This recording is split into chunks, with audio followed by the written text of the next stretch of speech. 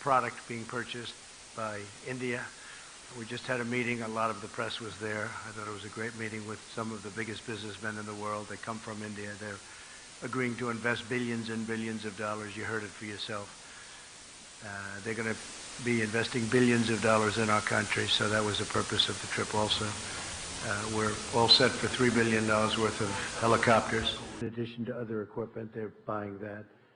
And they're buying a lot. They're going to be buying a lot, and they're also going to be buying a lot of our energy, all forms of our energy, because they need energy, and we have more than anybody. We're number one in the world now in energy, so that's going to be very exciting. But I thought it was a great energy, so that's going to be very exciting. But I thought it was a great 2 days. It was a fantastic 2 days.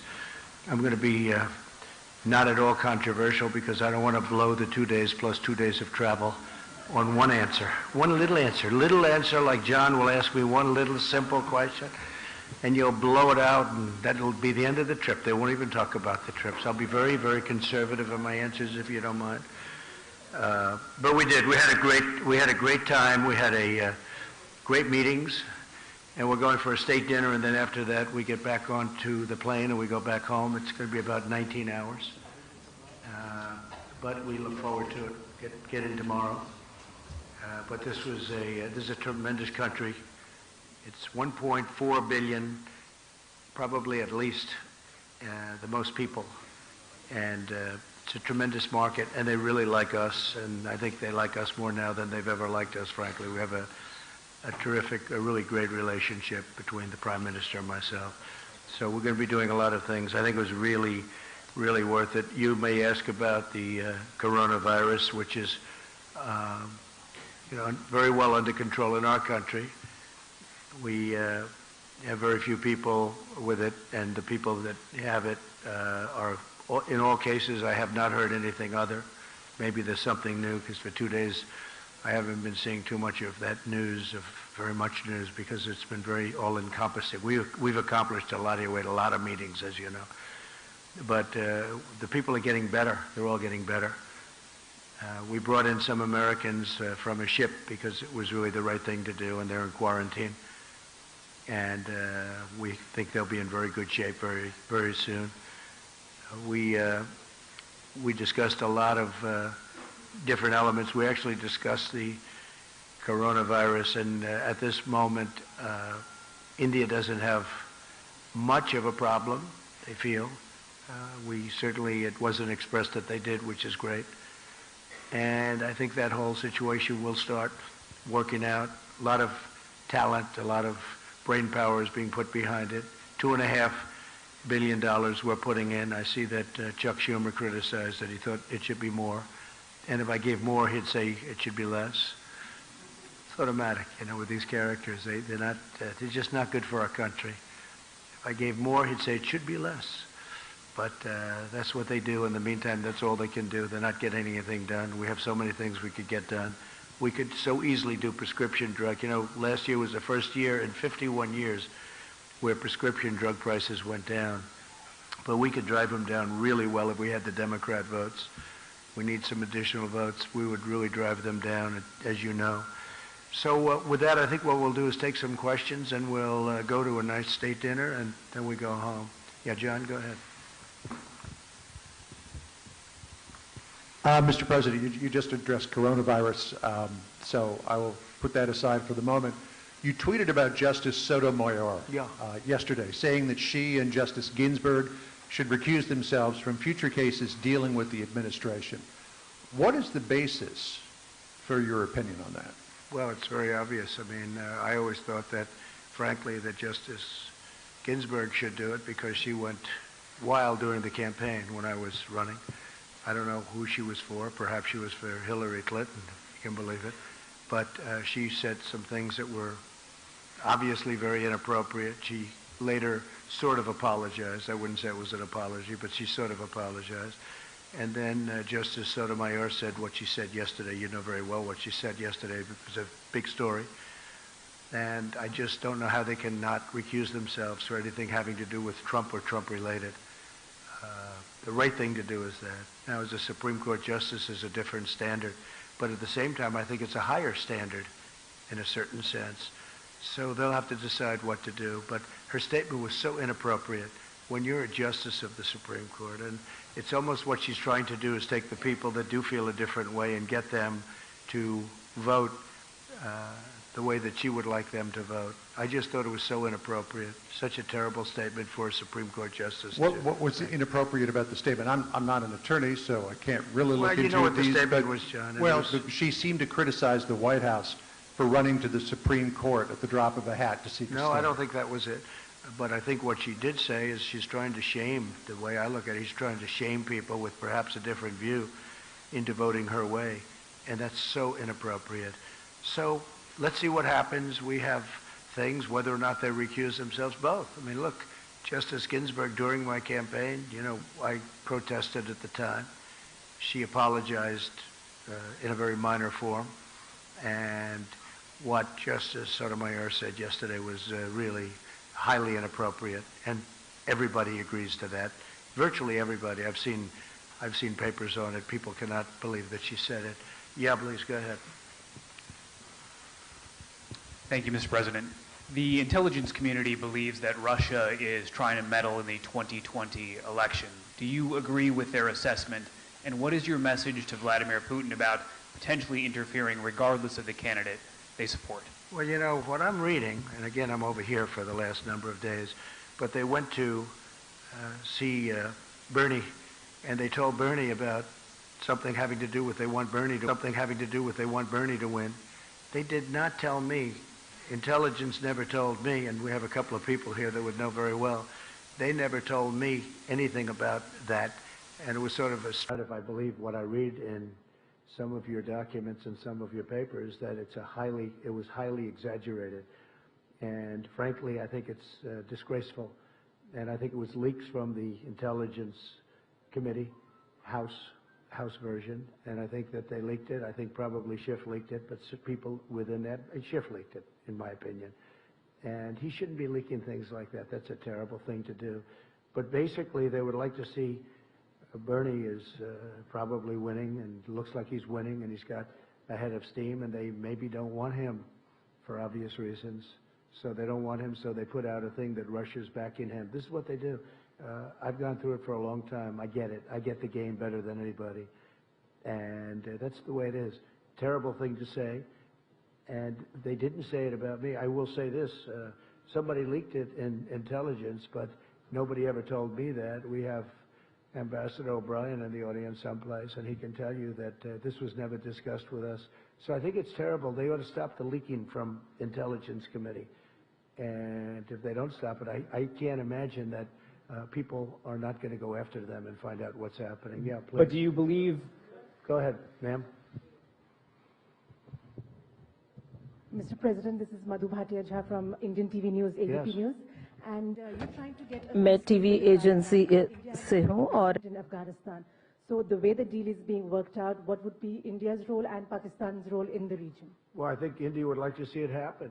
I spoke with Prime Minister Modi today, and I think they would very much like to see it happen. And we're pretty close. We'll see what's going on. We've got 2 days now under our belt without violence, or I guess a minimum of violence. And we'll see what happens. But people want to see it. It's very interesting, that one. Everybody's happy about it. Even people that are normally against me, like 99.9% of the time.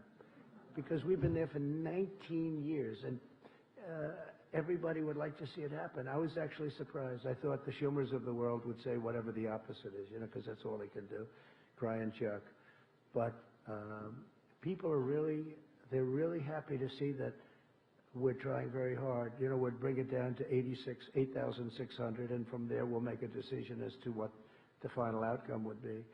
But there's been tremendous praise for the fact that we're doing something. You know, other administrations have tried to do something. In particular, the previous administration, for a long time, they were never able to get anything done. And we're really serving not as a military force as we are a police force. And we're not a police force. They have to police their own country. We're not a police force. It's like law enforcement. And that's the way it is. So we'd like to, after 19, I can tell you, after 19 years, we'd like to bring our young people back home, bring them, that's where they want to be, And we'll always have intelligence there. We'll have other things there, but we'd like to bring them, for the most part, we'd like to bring them back home. We want to watch the area. The area is a hotbed of problems. And when we bring them home, we'll let them know that if something happens, we will hit them so hard. And we could win that easily if I wanted to kill millions of people. I don't want to kill millions of people, innocent people.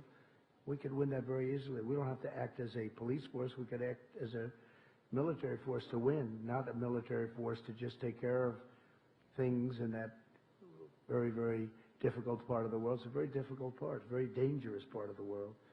So let's see what happens. So far, so good. So far. But I'm very impressed with the kind of kudos we're getting. Yes, please. Mr. President, namaste. I'm Saurabh Shukla. I'm editor-in-chief of News Mobile. If you remember, I interviewed you during your last campaign in New Jersey. Good. And I asked you this question earlier at that time about a Trump doctrine on fighting out Islamic fundamentalism, which you spoke about, and you discussed with Prime Minister Modi, and you spoke about a Modi-Trump doctrine. So what is your roadmap to fight out Islamic radical terrorism? Well, I don't think anybody's done more than I have, if you look, because I came in, and if you check your maps and look at Iraq and Syria, it was all over. In fact, they had it painted a certain color. I won't tell you what color because it doesn't matter. Somebody will say it was a Republican color, so I don't want to get people confused. But it happened to be red, and it was basically trying to show where ISIS was in those areas. And it was out of control. And I gave the orders, and we have 100% of the caliphate. We have tens of thousands of people in prisons now. They're being guarded by the Kurds and others. Europe should take a lot of them back. So far, they haven't agreed to do that. They should do that because we did them a big favor. We captured them, but I did that. We killed al-Baghdadi a few months ago, and Soleimani is gone. He's no longer putting roadside bombs all over the place. Somebody else may be, but he was the father, the king of the roadside bomb. All of those young people that you see with missing legs and arms. I've seen every combination. The legs are gone. You go over to Walter Reed. I have to say the doctors at Walter Reed are incredible what they're able to do. Incredible. But that's what his thing was. He thought that was a beautiful weapon, roadside bombs. It's a coward's bomb. And all of these young people that have been so badly hurt, and we did a big favor. In addition to that, as you know, Hamza bin Laden is now gone, and he was looking to do damage, and he's gone. And Al-Qaeda last week, you saw what happened there. Absolutely. So nobody's done more than what I've done. And but at the same time, Russia should do it, Iran should do it, Iraq should do it, Syria should do it. You know, we're in a different part of the world. We're doing it. Everybody says you're the only ones that can do it. Well, at some point, these other countries, I mean, Iran should do it.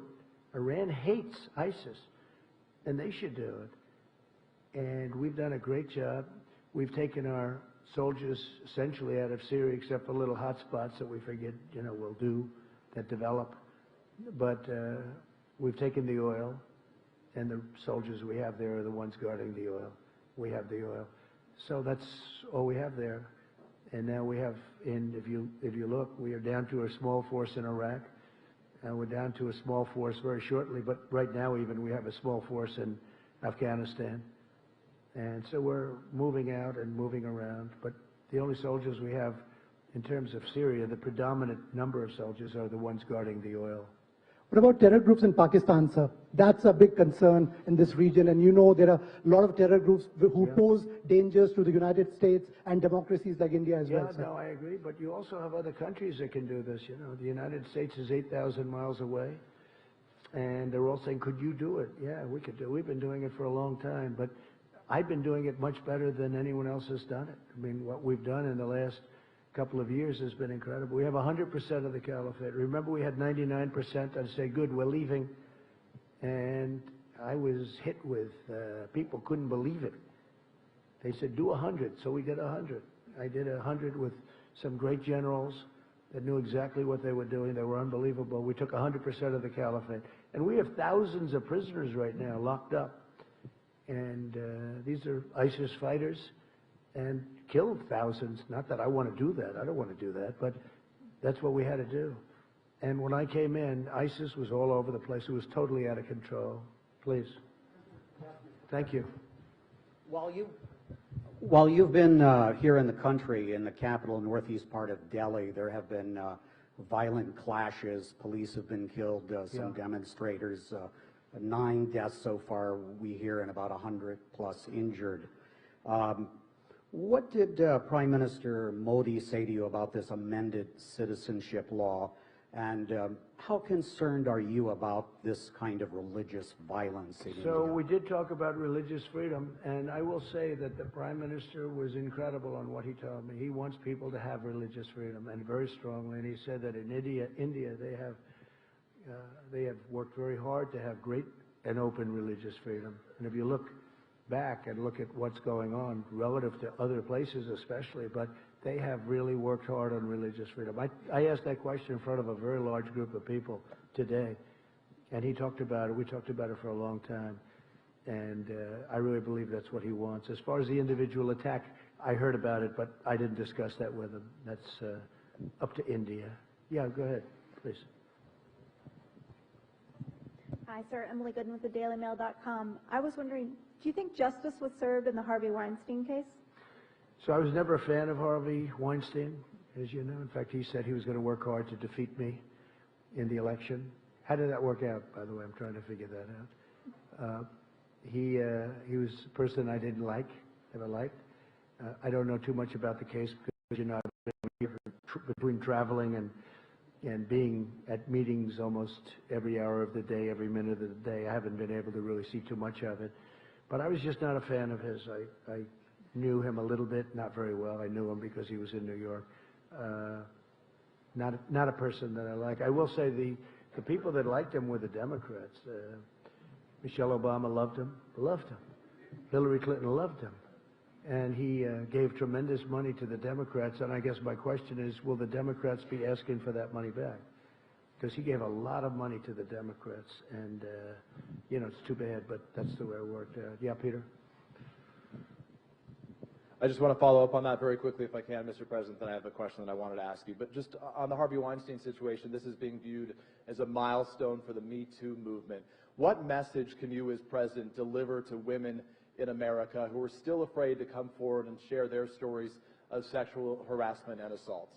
Well, again, I don't know the actual results. I haven't seen too much because I've been in India, as you know. Aside from this case, I think that from the standpoint of women, I think it was a great thing. It was a great victory, and sends a very strong message. Very, very strong message, Peter. Yeah, please. Can I follow up with my question? I just wanted to follow up on hers quickly. Can I, on coronavirus specifically, Mr. President, in 2014, when the Ebola situation was very concerning to so many Americans, you tweeted, "Ebola patient will be brought to the U.S. in a few days. Now I know for sure that our leaders are incompetent." In all caps, you wrote, "Keep them out of here." More than 20 Americans have now been brought back to the United States with coronavirus. By your own measure, does that mean that your government has been incompetent? Are you pleased with the response? There's a big difference, in case you don't know, between Ebola and coronavirus. Big difference. It's like day and night. And I felt that we should bring them back. They're Americans. Like day and night. And I felt that we should bring them back. They're Americans. We should bring them back. With Ebola, it's very explosive. It's very terrible. We're making tremendous strides on Ebola with the things that we're doing, as you know. Isn't some of the money that you're requesting... Sorry, let me answer the question. But there's a vast difference in bringing, especially in around 14, was that 14 or 12? And at that time, nobody had ever even heard of Ebola or ever conceived of something where you basically, people would disintegrate. And we're still working on Ebola. To be clear, all those brought here survived, though, right? Yeah, we're doing a vaccine. We're doing a lot of things having to do with Ebola. We're not forgetting about Ebola. That's a horrible thing. But we have that now very much under control, other than certain parts of the Congo where they're having war and we can't get in. So we're still working on that. But as far as what we're doing with the new virus, I think that we're doing a great job. I felt that and the decision was made in Japan, let these Americans come back, and we'll see where they are, but they were immediately put into quarantine. There's no problem with it whatsoever. They're all in quarantine. And as you know, I approved $2.5 billion for just that purpose, and also for working and getting a vaccine. For clarity, those with Ebola, when they were brought here, were quarantined, and all the Americans also survived, right? I know, but the level of death with Ebola, at the time it was a virtual 100%. But none of the Americans who came here. There's a very good chance you're not going to die. It's just it's very much the opposite. You're talking about 1 or 2%, whereas in the other case it was a virtual 100%. Now they have it very much. In fact, we're very close to a vaccine. Yeah, please, go ahead. Go ahead, Peter. Oh, all right. Hi, I'm Swati Chandrasekhar from TV5 Network. Good. Thank you. So, how do you define, differentiate, and deal with the love of yours for Indians in India and Indians' love for H-1B visa in America? So, how do you differentiate this? Yeah, we're talking about the H-1Bs, and we are. Look, the relationship we have, this is not from me, this is from almost everybody that saw it. They say in the history of India, which has a long history and a brilliant history in so many different ways, there's never been a reception given to somebody like was given, and I would like to say for the United States of America, but nobody else that came here got the kind of reception we got. It was 125,000, I think, seats they had yesterday. They were full. You had thousands and thousands of people outside. Prime Minister Modi was telling me thousands of people outside. That's not uncommon for me, to be honest with you, but when I look at 125,000 seats, and that was an incredible scene yesterday. In addition, all of those people lined up from the airport to the event. It was an incredible thing. Nobody's ever seen anything like it. The ambassador just told me that he's been in India for a long time. He's never seen, in fact, both ambassadors, our ambassador and the ambassador from India, said in 40 years he's never seen anything like it, what took place yesterday and, earlier than that. But yesterday, they've never seen anything like it. So it was a great compliment. It was a great compliment to our country. I'm the leader of the country, but it was a great compliment to our country. But Prime Minister Modi said today they've never, ever had any event like that. In fact, they said usually when somebody comes in, they have to look for people to fill up the areas. They said, there was something very special. Look, it's a massive country in terms of its population, and people just wanted to pay their respect to the United States, and so I appreciate it. I was a recipient in a sense, but I was just really representing the country. Yeah, Peter, go ahead. Thank you. Sorry, thank you, Mr. President. Appreciate it. Go ahead. Mr. President, your newly installed personnel director has begun talking with agencies about finding people in the government that are not loyal to you and perhaps moving them on.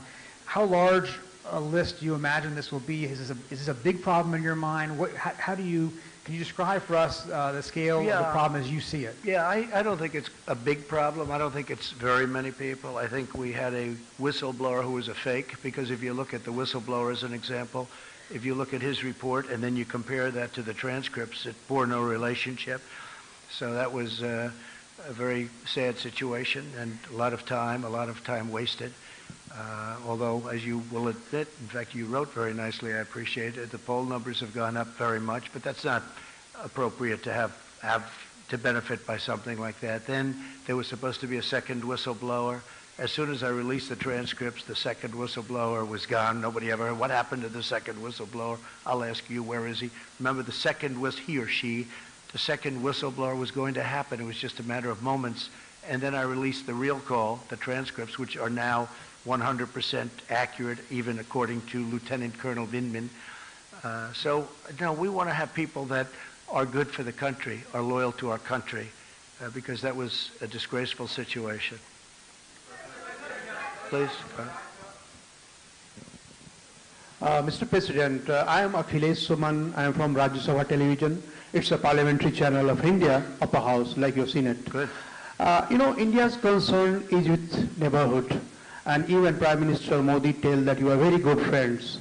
What is your strategy about terrorism that is coming out from Pakistan to India? Because we have been suffering from this type of terrorism for last 20 years or so. What is your strategy? What are we going to do? We talked a lot about Pakistan. I have a very good relationship with Prime Minister Khan, very good. We talked about it today at length, actually, and Prime Minister Modi. And it's no question it's a problem, but it's a problem they're working on it. India is, it's a brave nation too. There's no pullback from India. And we just hope, and I said I'll help, I'll do whatever I have to do if I can do that, because my relationship with both gentlemen is so good. But there has been difficulty in Pakistan, and we're seeing what we can do about it. Anything I can do to mediate, anything I can do to help, I would do. They're working on Kashmir. Kashmir has been a thorn in a lot of people's sides for a long time. And there are two sides to every story, but they've been working on that very hard. We discussed it at great length, terrorism, and I think we have some very good ideas. He's very, very strongly against terrorism. I'll tell you, Prime Minister Modi is a very religious man, as you know. He's a very calm man. But he's actually a very, very strong person, very tough, actually. I've seen him in action. And he's got that foremost in his mind, terrorism. He'll take care of it. Please. Go ahead. You, right here. That's fine. Right there. Okay. Mr. President, thank you. The backbenchers have been waiting for far too long. I'm Richa from Business Line, and we would like to take you to your today's meetings. Before coming to India, you said trade deal will be later, but of course sometime soon. In the morning, you spoke about energy security and energy deal, and you are already the 5th supplier to our country. You said other sources also. We would like you to elaborate on that. When we are talking energy security and energy deal, what are we looking at? Yeah. And is nuclear happening? So we talked about many things, many things. We talked about Iran. We talked about Iraq. We talked about, we were together for 2 days. I'm going to be with Prime Minister Modi tonight for a state dinner at 7 o'clock. It starts at 7, I believe. And we talked about exactly all of the things that you're talking about. We also talked about tariffs because, as you know, India is probably the highest tariff nation in the world, meaning charging tariffs to outsiders. And I said, we have to stop that. We have to stop it, at least as it pertains to the United States. And I think we're understanding each other. With China, we worked a deal, and we worked it because of the tariffs, and I was able to leave the tariffs on. That will take care of phase 2. We still have 25% on $250 billion. But in the meantime, we're working with China very much on the virus. We feel that's something. And I have to tell, I spoke to President Xi the other day. He is so committed to solving that problem. He is working very hard. He is very capable. The country is very capable. And it snuck up on him, but I think he's going to do well. Now you see it's going to South Korea, and it's going to Italy, and it's going to other places. But I spoke to all of them. They're all working very, very hard on it. The United States, because of an early decision I made a decision. I believe it was the first time it's ever been done. We closed the country to certain areas, as you know. And I was criticized for that decision. Now they're saying it was a good decision. I think it was a good decision because we have very few people. And you can add to it a few people that we took in because they were Americans. I mean, what are we going to do? And they were almost in between countries where people weren't going to take them, and they're Americans. But they're fully quarantined. They call it fully quarantined. So, we did the right thing. If you were out there, if you were an American and you refused to have any help from your country, these were wonderful people. It wasn't their fault. So, but we're really down to probably 10. Most of the people are outside of danger right now. But we've had a very strict line on the people that would take in the areas from which we take. And I did it very early. It's never done before, and I did it early. So I think it was a good decision as it turned out. Yeah, please. Just wanted to follow up on my colleague's question about Russian interference. Can you pledge to the American people that you will not accept any foreign assistance in the upcoming election? And on this idea of a purge in your administration, there was recently the departure of your acting DNI, Joseph Maguire. You replaced him with your ambassador to Germany, Rick Grinnell. Some of your critics have pointed out that Ambassador Grinnell has no intelligence experience. How can you justify to the American people having an acting DNI with no intelligence experience? Okay, first of all, I want no help from any country, and I haven't been given help from any country. And if you see what CNN, your wonderful network, said, I guess they apologized in a way for, didn't they apologize for the fact that they said certain things that weren't true? Tell me, what was their apology yesterday? What did they say? Mr. President, I think our record on delivering the truth is a lot better than yours sometimes, Your if you don't record mind me is, saying. let me tell you about your record. Your record is so bad you ought to be ashamed of yourself. You have probably I'm the not worst ashamed of record. anything, and our You probably have the organization worst is not record in the ashamed, history sir. of broadcasting. As far as McGuire is concerned, he's a terrific guy, but you know, on March 11th, his time ended anyway, so his time came up. So we would have had to, by statute, we would have had to change him anyway. So the Will your time new was there. DNI have experience I in the think, intelligence yes, field? yes. In fact, we're talking to 5 different people right now. I think all people that you know, all people that you respect, and I'll make a decision probably over the next week to 2 weeks. We have some very good people. But Joe McGuire is a very excellent guy. He's a very good man. And his time was March 11th. I believe it was March 11th where he would have had to leave. Was he But we forced are out going because to- he wasn't sufficiently loyal to you? No, not at all. Not at all. He was pushed out because, frankly, he wasn't pushed out. He would have had to get out. On March 11th, he would have had to leave. But we're going to be making a decision on DNI very shortly. Thank you, sir. Yeah, please. Go ahead, please. Yeah. Mr. President. Well, that's not nice. Yeah, let her do it. Let's go one I by know, one. but you ripped the mic out of her hand. You can't do that. So rude. Boy, that wasn't very nice. He's... President Trump, I hope you're having a good visit here in India. I'm Ruchi Bhatia from ET Now.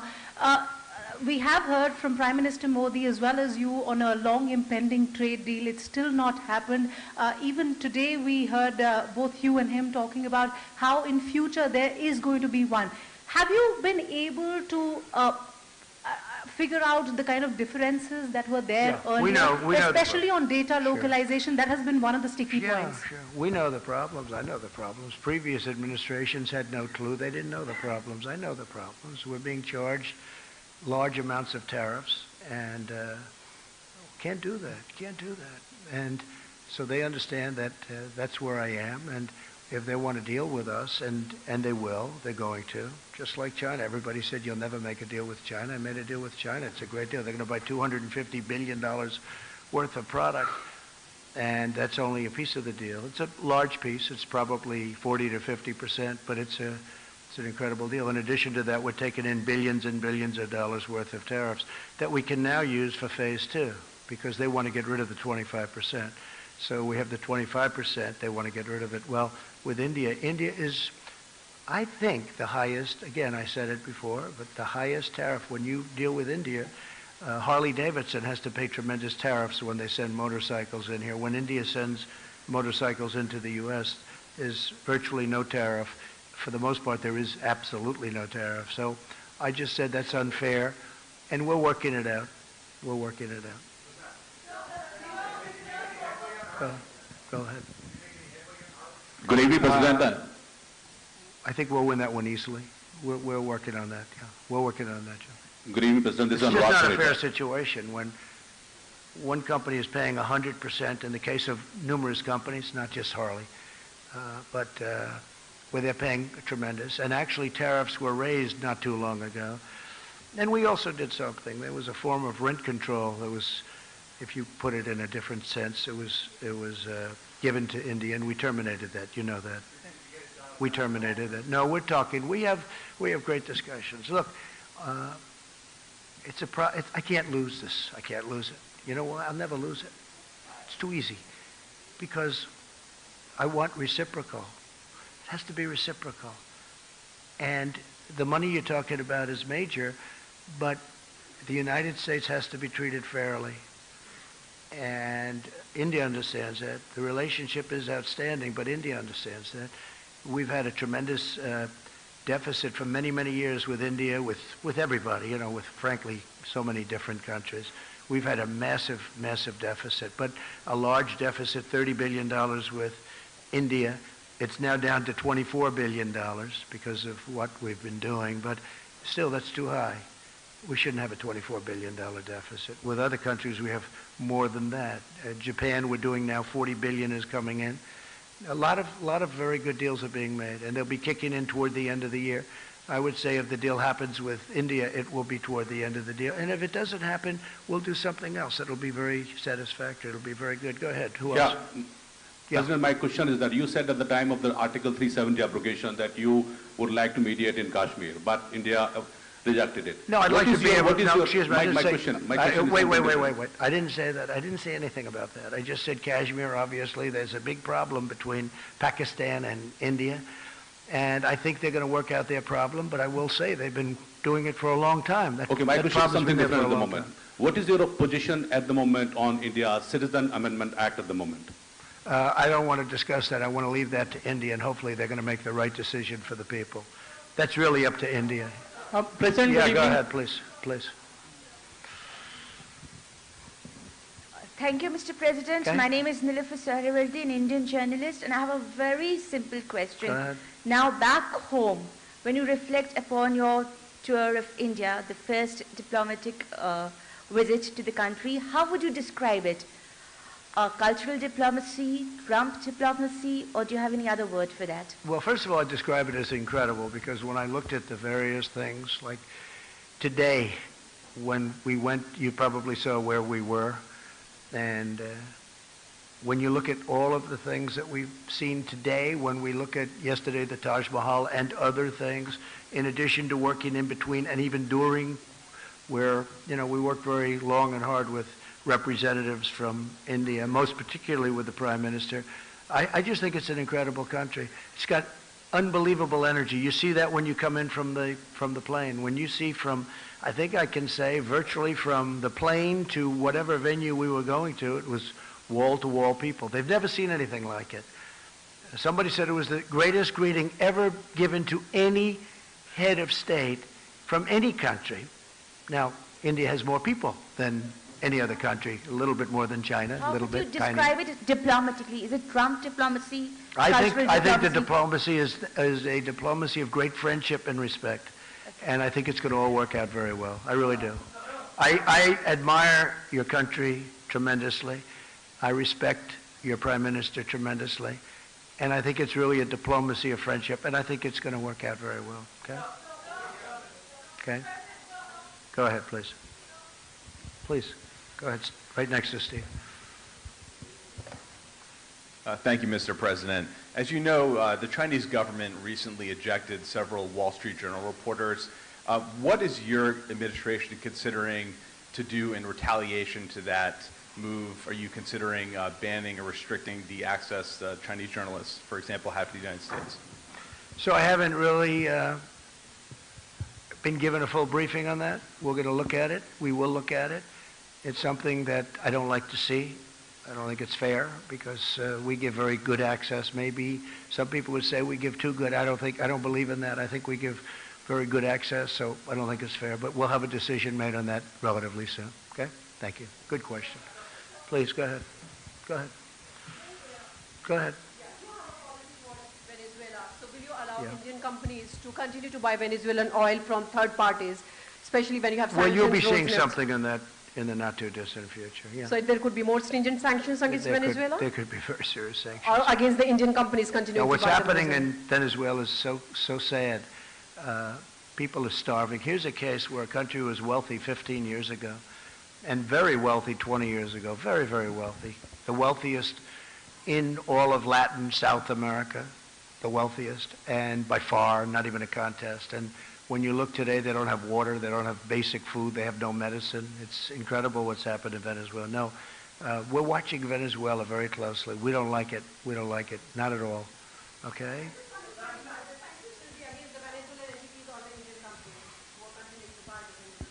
You're going to see in a little while.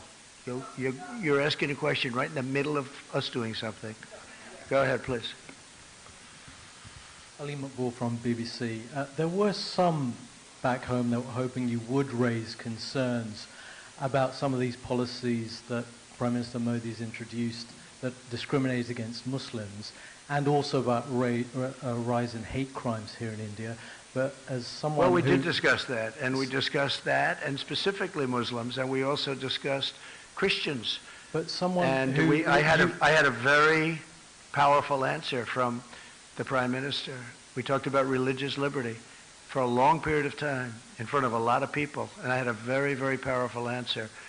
And as far as Muslims are concerned, as he told me, I guess they have 200 million Muslims in India, and a fairly short while ago they had 14 million.